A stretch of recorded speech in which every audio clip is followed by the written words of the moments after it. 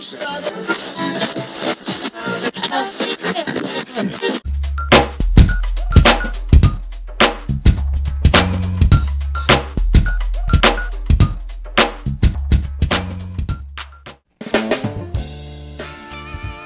guys, welcome back to World Martial Arts Radio.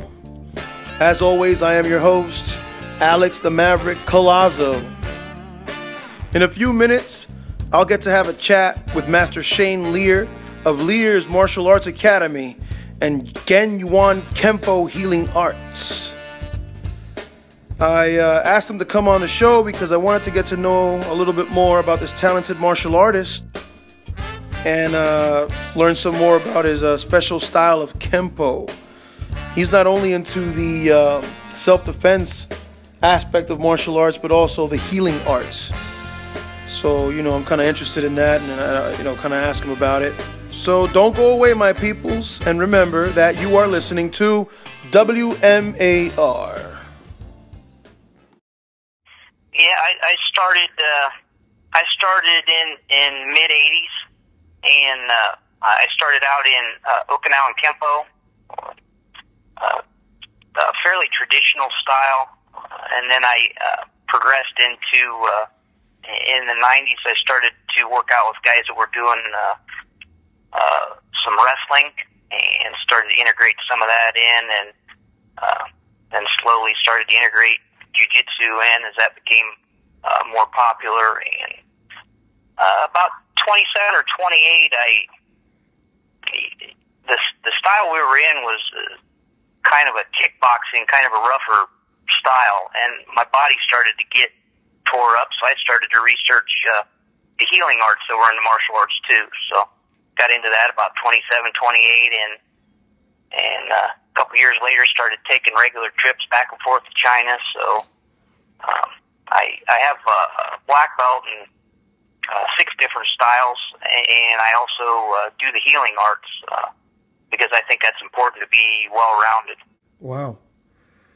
I seen you with Leo Fong. Did you train? Yes. Did you train under him? Oh, yes, I still do. We bring him into Delphus every year. He'll be coming back in April. He was just here in September, and I fly out to the West Coast and see Leo. He is a fantastic mentor, great martial artist, and he's a legend. And just you can't say enough good things about Leo. Wow, yeah, he's a great guy. Yeah, for sure. And how long have you known Jeff, Seafood Jeff Jeds? I got to meet Jeff last year. We flew out to the West Coast. Me and my girlfriend flew out to the West Coast, trained with Leo, and we went to Jeff's school when we trained out there. And Jeff, again, really great guy. Really enjoyed training with him. He came in with Leo in September, and we did a seminar here in Delphus, Ohio, with Jeff, myself, and Leo teaching. And it's great to work with positive people in the martial arts and people that are on the same wavelength. It's really refreshing. Yeah, I agree. And what's with all these? I see a lot of the pictures that you have on Facebook with all these kind of like celebrities, martial arts celebrities, and are you like in a movie or? Yeah, I did a movie out in California. Leo called me up, and we had one of my young black belts, Jaden Risner. He's a fantastic young martial artist, very acrobatic. He can do some pretty amazing things with stunts. So we decided that Leo decided he would put him in a movie. So he wrote a movie called Bazooka Man, and we filmed that part of it out on the West Coast, and then we filmed part of it here in Delphus in September, and it turned out pretty good. We used several of my black belts too. And then right after that, I had another opportunity to do a film with 3 of the original guys from the Power Rangers show, Austin St. John, Walter Jones, and Jason Narvey. And again, that was a blast. It's called Gideon's Frontier, and it's my first entry. Those first two movies are my first entry into the movie side of the business, and it's a pretty interesting process. It's pretty fun. You know, I was going to ask you that because I grew up watching Austin St. John. You know, I mean, if you were a teenager in those days, you know you did watch Power Rangers. So I was going to ask you, what is it like to train with him? Yeah,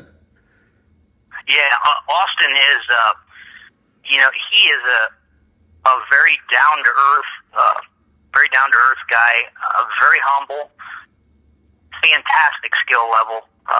And we get to work a little bit. We're going to work a little bit more when he comes back into the region, and he's actually going to do a little bit of training in the Kempo system that I'm fronting right now, and he's just, we're going to learn a lot from him about the way that movies are made and the way that the martial arts are done in movies. But you know, he's not just a one trick pony. He's a great martial artist all the way around. Awesome. Well, I thank you so much for this opportunity to talk to you. And if I wanted to, like, let's say if anybody wanted to train under you, where are you located and where can we find you on the internet, and, you know, all the information necessary to find you?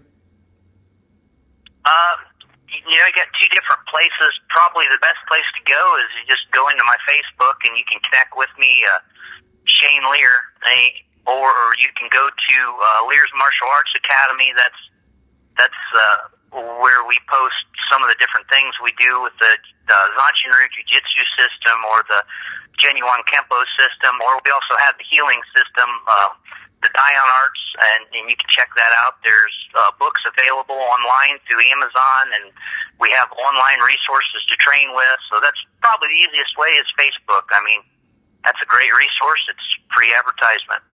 Sifu, or do I call you Sensei? Some of them call me Sensei, some of them call me Sifu, and that's either one. As long as it's not Master, Grand Master, Supreme Excellency, or Grand Poobah, or any of that other crap. You say crap. Why? I mean, do you have something against titles? You know, it's okay if you earn the title, but you know, at some point, people that if you force people to call you by titles, or you get caught up in your own title or your own press or all that stuff, you know, I don't know. For me personally, I don't need any of that stuff. And to be honest, I'm not a master. I haven't mastered anything yet. I'm still working every day. I train 4 hours a day. I'm still trying to get better, and I'm still getting better. So, you know, I don't sit on any of the titles. I put on my pants just like everybody else, and I'll get on the mat and train with anybody. I love that. I myself hate all the politics that goes on in the martial arts. I mean, it's really ugly, man. It is, and you know, that's part of the reason why Austin now is working with me with this Kempo system. Is he didn't really want to do any martial arts, and Walter was the same way. He got to the point where he's tired of the politics and the BS, and so I formed this Kempo system. And in this Kempo system, there's no organizational fees, there's no testing fees, and we're going to keep all of the BS politics and all of the ego out of it, because you know, so it's not the place that it needs to be. So you really are working with all three of them then to form this new Kempo system? Well, yeah, I actually already formed it, and then they've come on board. They want to start studying. They want to start studying with it because, you know, when they got to talk to me, we're kind of on the same wavelength with that, and they wanted something that they could practice because we have an online learn-at-home course. You still have to test in person because, you know, I don't buy mailing you your black belt and you're going to do the work type thing. You still have to test in person, and I travel all over the world actually doing seminars with groups. So, you know, you can find a place to test with me, and they're on board with that, and they want to see the martial arts world change too. So, you know, they were more than happy to get involved. Awesome. If you ever want to do another episode with all three, we can do a conference interview, and we can all talk about Kempo all day long.